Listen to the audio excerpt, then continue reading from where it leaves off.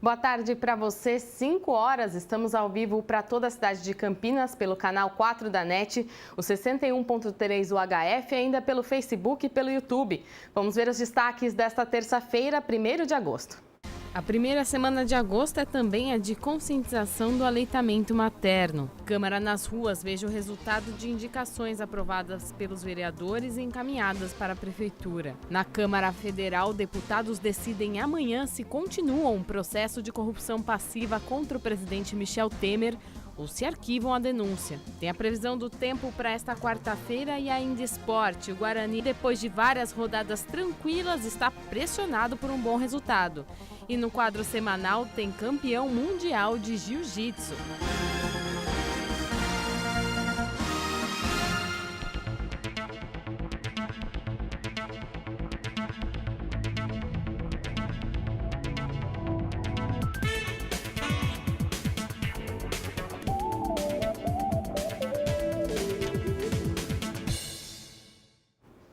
Olha, a partir de hoje, a Prefeitura restringe o transporte adaptado para crianças com autismo, deficiência visual e síndrome de Down. O serviço, além de levar essas crianças para a escola, também transportava elas para outras atividades. Agora, o transporte complementar, ou seja, fora do horário escolar, está suspenso. A administração municipal determinou essa restrição no dia 26 de julho por meio de um comunicado. Agora, o executivo pede para que os pais agendem os transportes para as outras atividades pelo Pai Serviço, que é feito pela INDEC, que já divulgou que vai atender aos novos serviços, mas que vai priorizar as pessoas com deficiências incapazes de utilizar o transporte público. O Disque Pai Serviço para o agendamento é pelo telefone 0800 600 1517, vou repetir para vocês, 0800 600 1517. É preciso também fazer um cadastro. O atendimento ocorre todos os dias, das 6 horas da manhã até a meia-noite. Então, você que é pai de uma pessoa com deficiência visual, síndrome de Down, precisa ligar para a INDEC agora para fazer esse transporte fora do horário escolar. E começou hoje a Semana Mundial de Aleitamento Materno como forma de incentivar a amamentação, que traz uma série de benefícios para a saúde do bebê.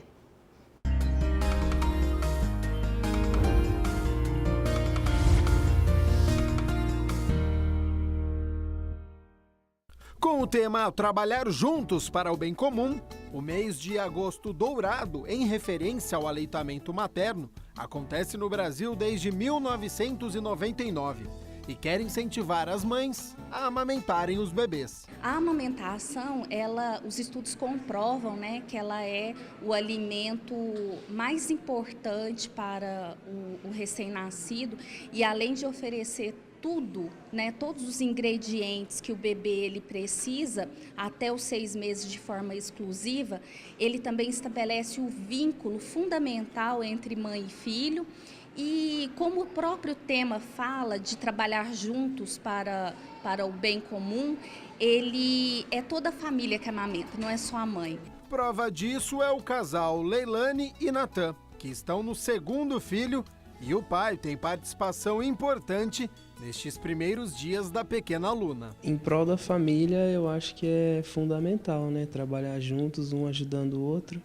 A gente já tem um outro filho e a gente sempre foi assim, desde o comecinho da gestação até hoje, um ajudando o outro em tudo, e eu acho fundamental. Representa a saúde da minha filha, eu sei que é muito importante para ela e eu sinto alegria de poder estar amamentando ela.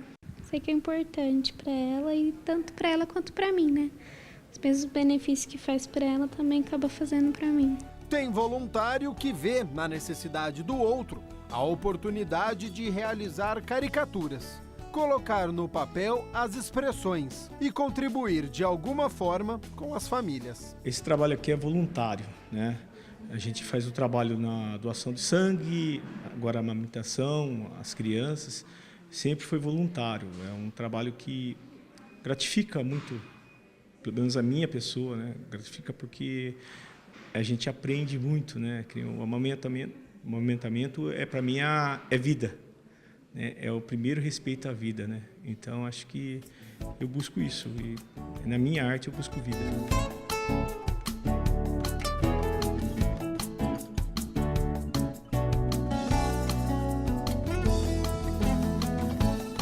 A Apesar de todas as campanhas que existem e do mês de agosto dedicado à causa, ainda existem muitas dúvidas sobre o assunto. Uma vez que a UABA traz para a gente a estatística que apenas 38% das crianças amamentam exclusivamente até os 6 meses de idade, a gente tem uma meta aí bastante ousada até 2025 de chegar em 50%. Falta muita informação e falta muito incentivo para a amamentação. Lembrando que no ano passado os vereadores aprovaram uma proposta que pune quem constranger alguma mulher que estiver amamentando publicamente. Este projeto é de autoria dos vereadores Carmo Luiz Rossini e Antônio Flores, foi publicado no Diário Oficial como lei número 15.296/2016, então já vale aqui na cidade. Ainda sobre aleitamento, vamos falar da programação dessa semana especial aí. Olha, no Hospital Celso Pierro da PUC Campinas, na quinta-feira, às 3 da tarde, vai ter um bingo para as mães que acabaram de ter bebês. No dia 7, que é segunda-feira que vem, às 9h15 da manhã, tem a apresentação do coral infantil do Colégio Pio XII e, em seguida, a apresentação de uma canção feita pela Faculdade de Enfermagem da PUC Campinas. Agora vamos falar de notícias aqui do Legislativo. No Câmara das Ruas de hoje, você vai saber o resultado de algumas indicações aprovadas pelos vereadores.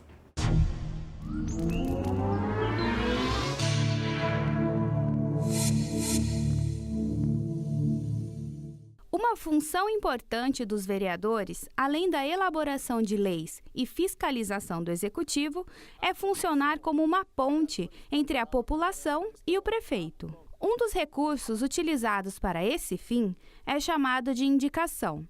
São documentos que encaminham uma reivindicação da população para a prefeitura ou outro órgão municipal. O vereador Rubens Gás tem 281 indicações protocoladas na Câmara Municipal de Campinas. Todas as indicações concernentes à saúde, transporte, o lazer, nós temos feito de uma maneira bastante eficaz.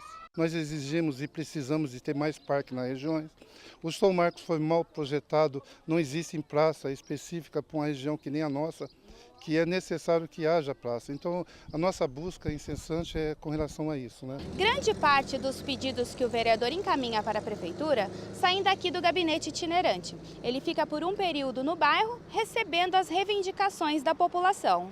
Um desses pedidos foi a instalação de uma academia da terceira idade no bairro Vila Esperança. A indicação número 2297/2017 foi feita em março deste ano. Fiz a indicação pedindo essa instalação. Aliás, o local foi nós que determinamos, né? Através do Paulera, que ele foi muito gentil conosco, né? E deu a liberdade para que nós escolhêssemos o lugar para que fosse implantada essa academia. Outros pedidos feitos pelo vereador que foram atendidos pela prefeitura foram a sinalização horizontal na rua Luiz Aristeu Nutti, através da indicação 5935/2017, e a colocação de tampas nos bueiros da rua André Grabois, pela indicação 330/2017. As também são de águas pluviais, né? Que na realidade era para escoar a água, que não poderiam ser escoados porque foram cobertos, soterrados com terra. Foi feita a limpeza dos locais e colocados os tampões, conseguimos esses tampões e colocamos. O vereador considera muito importante o contato com a população e a presença do parlamentar no bairro para acompanhar as demandas de perto. Na realidade é o seguinte, eu acredito que o vereador ele tem que estar muito próximo do povo. E a maneira mais simples de estar próximo do povo é com esse gabinete itinerante, onde nós buscamos acolher todo mundo, né? E o gabinete itinerante é feito diariamente, principalmente na região dos Amarais até o Parque Cidade, onde nós colhemos todas as sugestões, reivindicações, todos os pedidos e, na medida do possível, atendemos. Só lembrando que amanhã voltam as reuniões ordinárias a partir das 6 da tarde, vai ser transmitida ao vivo aqui pela TV Câmara Campinas. E a Mata Santa Genebra está com as inscrições abertas para uma visita monitorada que acontece neste domingo às 2 da tarde. Durante o encontro, quem participar vai caminhar e conhecer mais da mata. Neste evento, parte das comemorações dos 36 anos da Fundação José Pedro de Oliveira, que administra o local. As inscrições podem ser feitas pelo site fjposantagenebra.sp.gov.br. Vamos agora para notícias de Brasília. A volta do recesso da Câmara dos Deputados é amanhã. E já na primeira sessão, eles vão analisar a denúncia da Procuradoria-Geral da República contra o presidente Michel Temer por corrupção passiva. Os parlamentares vão votar o segundo relatório da Comissão de Constituição, Justiça e Cidadania, que pede o arquivamento da denúncia. Ou seja, se os deputados votarem contra o parecer, o processo continua. Se votarem a favor, o processo é arquivado. Vamos entender, então, como vai funcionar esta reunião que acontece amanhã e depende da presença dos deputados, do quórum, para começar. A votação só poderá começar com a presença registrada no plenário de 342 deputados. Mais 2 parlamentares favoráveis e 2 contrários vão falar por 5 minutos cada. Desta vez, para orientar o voto dos demais. Os líderes partidários também vão poder orientar suas bancadas por 1 minuto cada. A partir daí, será iniciado o processo de votação em si. Assim como foi feito no processo de impeachment da ex-presidente Dilma Rousseff, o presidente da Câmara chamará todos os 513 deputados, um por um, para que declare seu voto. Como o que está sendo votado é o parecer da CCJ, que recomenda o arquivamento da denúncia, quem concordar votará sim. Quem quiser a continuidade da investigação contra o presidente Temer, votará não. Os deputados serão chamados por estado, alternando um do norte e um do sul. Começa por Roraima, depois Rio Grande do Sul e por aí vai. Dentro de cada estado, será por ordem alfabética. Ao fim de cada estado, o presidente fará uma nova chamada dos ausentes. Ao final, se pelo menos 342 tiverem votado, o resultado será proclamado. Se houver pelo menos 342 votos não, significa que a Câmara autoriza a abertura de processo criminal contra o presidente no Supremo Tribunal Federal. Do contrário, a denúncia será arquivada na Câmara. Michel Temer ainda poderá responder na Justiça depois que deixar a presidência da República. Amanhã, nas 2 edições do Jornal Câmara Notícia, a gente traz a atualização desta votação para vocês. E a seguir tem campeão mundial de jiu-jitsu no quadro esportivo. A gente volta em instantes. Agora são 5h13. Como mudar o rumo da educação no país? Como transformar a realidade do jeito certo? Ouvindo as pessoas. Buscando o interesse da maioria. É o que o Ministério da Educação está fazendo para transformar a educação. Ouvindo pais, alunos e professores, criou um novo ensino médio, que já tem a aprovação de 72% dos brasileiros. E que nos dá o direito de escolher nosso futuro. E mudou o Enem também. Por meio de uma consulta pública com mais de 600 mil participações, os estudantes decidiram. Acabou o sufoco. Agora as provas serão em 2 domingos. E o ensino básico vai ganhar uma Base Nacional Comum Curricular. A base define os conteúdos básicos que os alunos precisam aprender na escola. E foi construída com intensa participação da sociedade. Mais de 12 milhões de contribuições. É assim que garantiremos o direito de aprendizagem da atual e das futuras gerações. É o começo de uma grande mudança na educação. Ministério da Educação, Governo Federal. A segunda temporada do Sala de Aula estreia na próxima quarta-feira, dia 2 de agosto, e o tema é o sistema de cotas da Unicamp. Então eu te espero, é quarta-feira, 10h30, não se esqueça.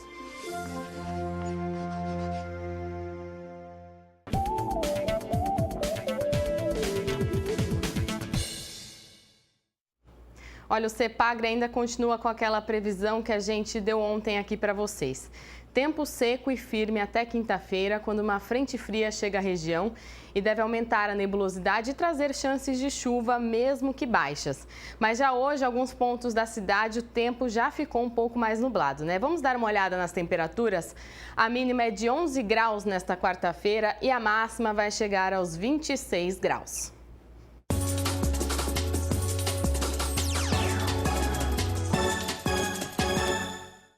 O Guarani está em Lucas do Rio Verde, interior do Mato Grosso, para logo mais, às 9h30 da noite, enfrentar o Luverdense pela Série B. O Bugre tenta se reabilitar aí na competição. O time campineiro vive o pior momento neste campeonato brasileiro da Série B. Há 4 jogos, não sabe o que é vitória. Caiu para a 3ª colocação e viu na última partida perder a invencibilidade no estádio Brinco de Ouro. A equipe bugrina já está no interior do Mato Grosso para enfrentar o Luverdense, primeiro time da zona de rebaixamento e que está desesperado. O técnico Oswaldo Alvarez, mais uma vez, não vai contar com Fernando Fumagalli, que ficou aqui em Campinas poupado. Na lateral esquerda, Salomão deve entrar no lugar de Gilton. O Guarani precisa da vitória para não sair do G4. O luverdense precisa da vitória para sair da zona de rebaixamento. Alguém vai sair no prejuízo hoje à noite.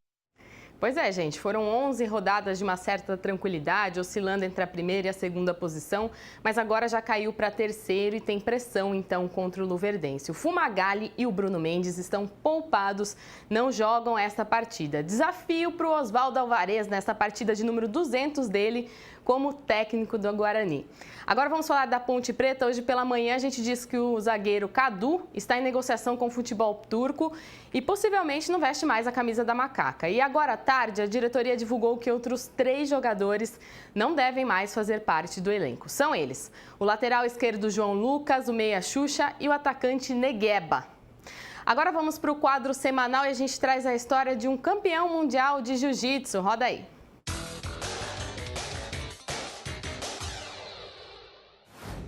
Olá, o Olha Esporte aí desta semana vai falar sobre a arte marcial jiu-jitsu, que tem a sua origem na Índia, mas o Brasil aprendeu tão bem que hoje é o país a ser batido com o Brazilian Jiu-Jitsu e a gente vai aprender um pouquinho mais. Bom, o Cláudio Bueno é proprietário desta academia de jiu-jitsu, é professor também, árbitro internacional de MMA. E na minha abertura, eu falei que o Brasil aprendeu tão bem que hoje é o país a ser batido. É isso mesmo? Bom dia a todos, sem sombra de dúvida. O Brazilian Jiu-Jitsu foi tão bem aceito por nós e é o ícone hoje no mundo desta arte. Os americanos, Europa, até a própria Ásia, vêm para cá para aprender o Brazilian Jiu-Jitsu para poder desenvolver nos seus países. Agora, qual que é a origem do jiu-jitsu no Brasil? E por que a gente conseguiu adaptar tão bem aquilo que veio de fora? Bom, o jiu-jitsu, na verdade, veio com o mestre Conde Coma para cá, no início do século, e no Pará. A família Gracie, Carlos Gracie, aprendeu o jiu-jitsu com ele e foi tão bem desenvolvido pela família Gracie que conseguimos melhorar o que já é uma arte marcial extremamente eficiente. Em uma competição, como é que funciona uma luta? Quanto tempo, round e como que a gente tem um vencedor? A luta é desenvolvida de 2 minutos até 10 minutos, dependendo da idade e da faixa do atleta. Como se chega a uma vitória? A partir do tempo, por pontuação, tem um tempo e tem a pontuação. Quando não tem essa pontuação, teve um empate, o juiz vê quem foi o mais agressivo ou que buscou mais a vitória. Ou a finalização. Tanto faz, estrangulamento, chaves de braço, articulações, finalizou, fim de luta. Eu já estou aqui com o Maurício Santos Conceição, conhecido como Azul Bahia, e estou vendo aqui no seu peito uma medalha de campeão mundial. Queria que você contasse como é que é esse torneio, aonde que ele aconteceu. Então, eu estava vindo de uma sequência boa, graças a Deus, de vários campeonatos. Em Brasília, também lutei em Florianópolis. E ao decorrer do tempo, eu fiz meu camp com o sensei Cláudio Bueno. Também tem a participação do mestre Oscar. E o campeonato foi um campeonato bem disputado. E eu nunca ganhei nesse campeonato. Mas graças a Deus, esse ano veio a glória. Tenho que agradecer só a Deus e meus amigos e companheiros de treino. Você está com 41 anos. Eu queria saber, existe uma idade para o jiu-jitsu? Dá para lutar até uma certa idade ou não tem isso nesse esporte? Você pode lutar até 50, 60 anos que dá para lutar em alto nível? Não. O esporte é aberto para todos e nunca é tarde para começar. Aqui dentro da academia tem um senhor de 76 anos, que é o seu João, e é faixa marrom. Quem sou eu para falar alguma coisa, né? 41 anos. Se você tiver um sonho para ser realizado no jiu-jitsu, o que você gostaria de desejar?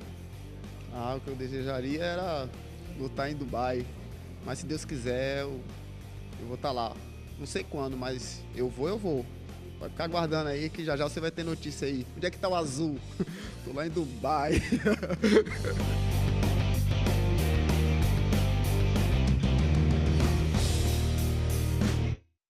É isso aí, a gente vai torcer por você, viu?